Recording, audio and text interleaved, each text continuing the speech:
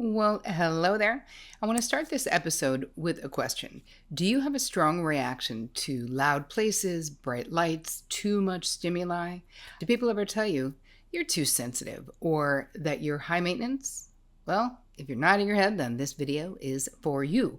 In this video today, I'm going to be breaking down what a highly sensitive person actually is and teaching you how to take an okay and not okay inventory and sharing some strategies to up-level your comfort in all areas of your life.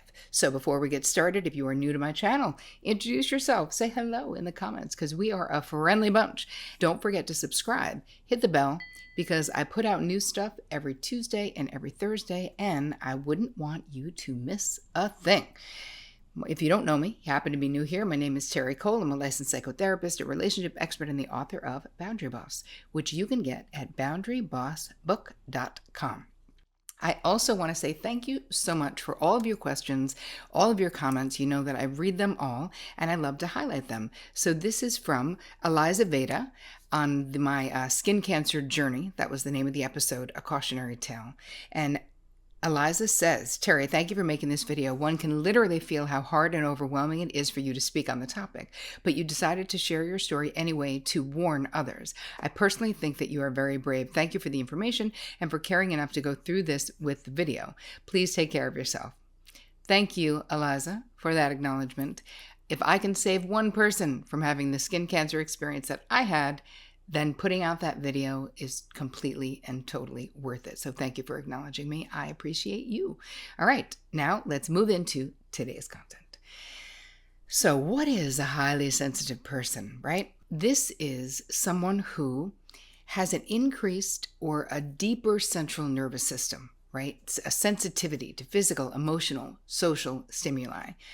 I personally am a highly sensitive person. So I don't like crowds, right? I don't like getting jostled around. I can't stand loud music or loud TV. You know, some people could just block it out. I cannot block it out, never. I don't like loud music. I don't like anything that's not comfortable and cozy, soft on my skin. I don't like anything scratchy. I don't know how people wear wool, like boiled wool. You're like, oh my God, that is so painful to me. I have an extra sensitive system, and I know that so many of you do as well. And it took me years to understand that I am a highly sensitive person. I am an empath as well, and many of you identify as empaths too. But this is something that is really important because many of us get told we're too sensitive. We're high maintenance. We always need everything a particular way. Some people will call this in the therapeutic landscape sensory processing sensitivity, right? SPS.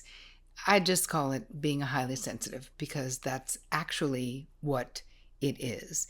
This term originated in really the mid-90s, I think it was, with Elaine Aron, who wrote a book, The Highly Sensitive Person, and that really is still probably the seminal text on sensitivity, even though there's been so much written and so much research done. And again, this is not like a diagnosable thing. It's not a mental illness. This is just the way we're wired. But it matters if you are a highly sensitive person that you know this about yourself, because there are so many things that you can do to make your life better and more comfortable. Lights are really hard for me when I'm filming. I have them on, obviously, here I am. But when I'm not, my house is pretty dark most of the time.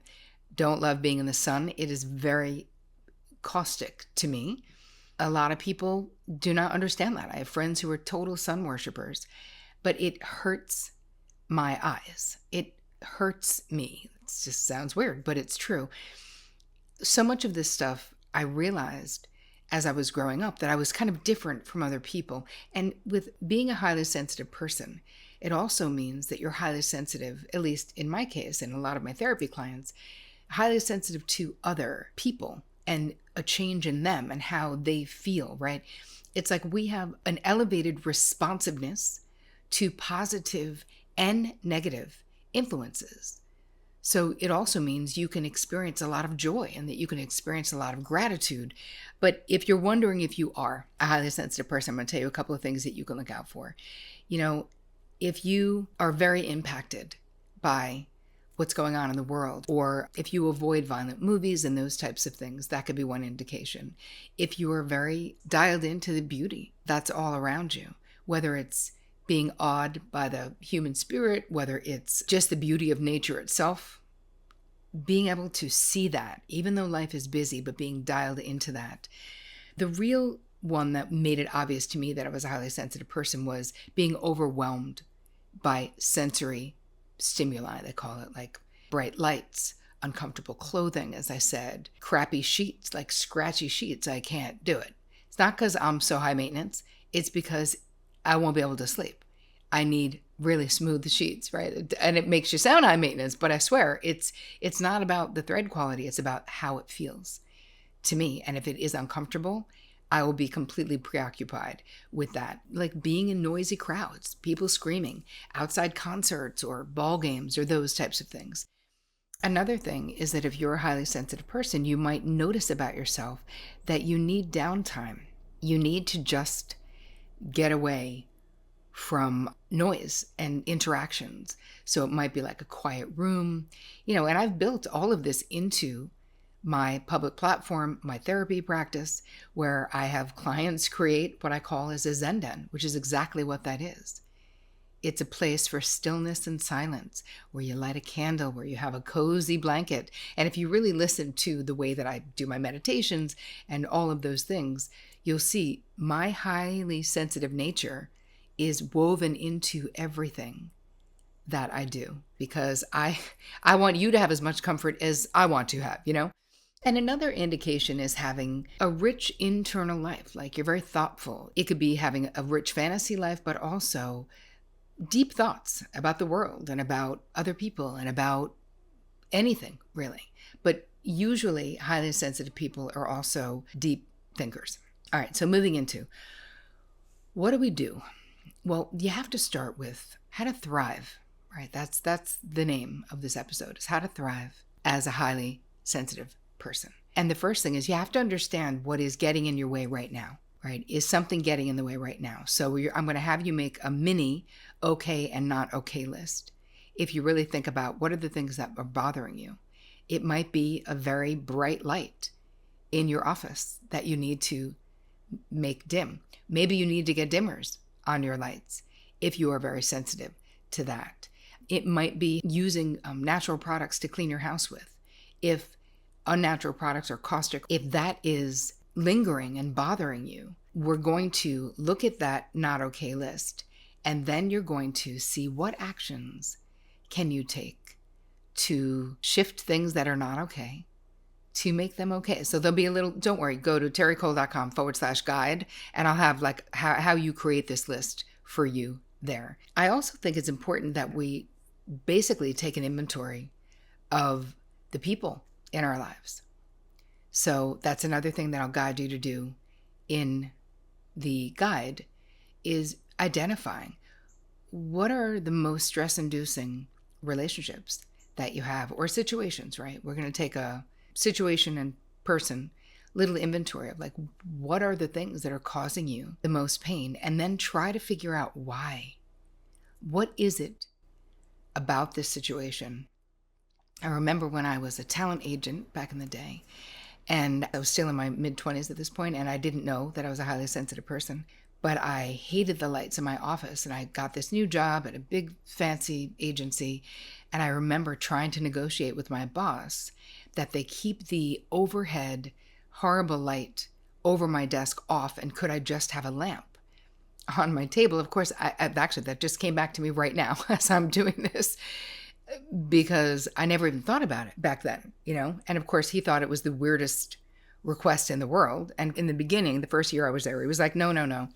Then eventually gave in and let me not have it on over my desk. But those types of things, because the light was distracting, it actually was interfering with what I was doing at work, because I would be looking down. I wanted to put sunglasses on, So anyway, I'm going to help you take a little inventory of what is happening. And really, we're also going to look at who are the energy vampires in your life, because it's not just, it has to be the relationships as well as the circumstances that we look at. And we all have the people who suck us dry. When you get better at boundaries, which I'm going to talk about next, it's easier to not allow people to do that, to put limits in place. But it is important, right, to identify how you feel after you have interacted with someone, right? Think about your main relationships in your life right now. When you leave that person, do you feel energized? Do you feel nourished? Do you feel depleted? Do you feel frustrated? Do you feel exhausted? Those are all of the things that when you start to identify what relationships are really draining you of your energy, it helps so much to be able to start to know where to put your focus on creating better boundaries. It might just mean you need more space.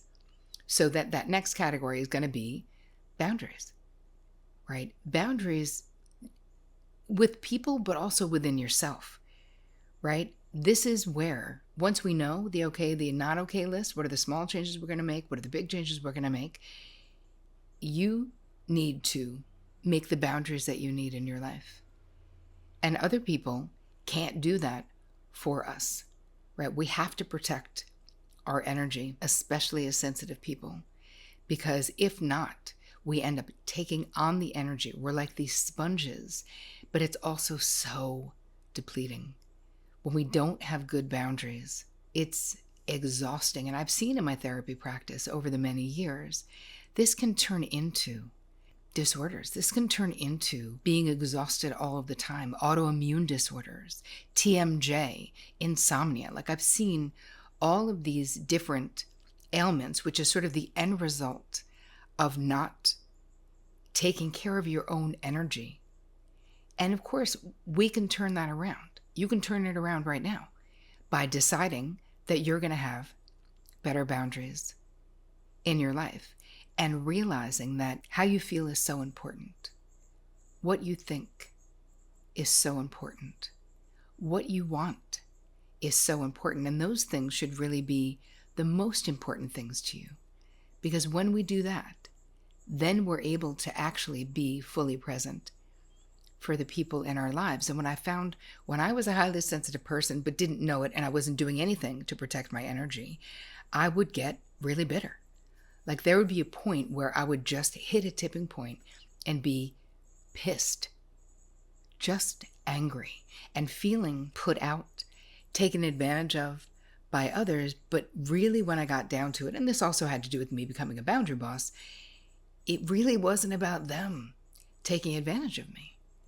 It really was about me, like serving myself up on a platter. I have no idea why, because I didn't know that I had a choice not to. I just saw a need. Somebody wanted something from me, and I just wanted to, quote unquote, be a good girl, be a good friend, be a good helper, be a good partner, whatever those things were.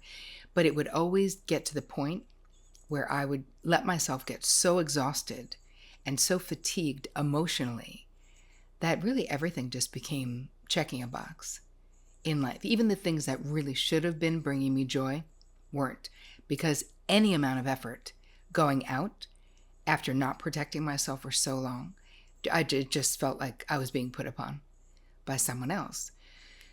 And that's a self-sabotaging setup, because that's something that I didn't know I was doing to myself, but I was.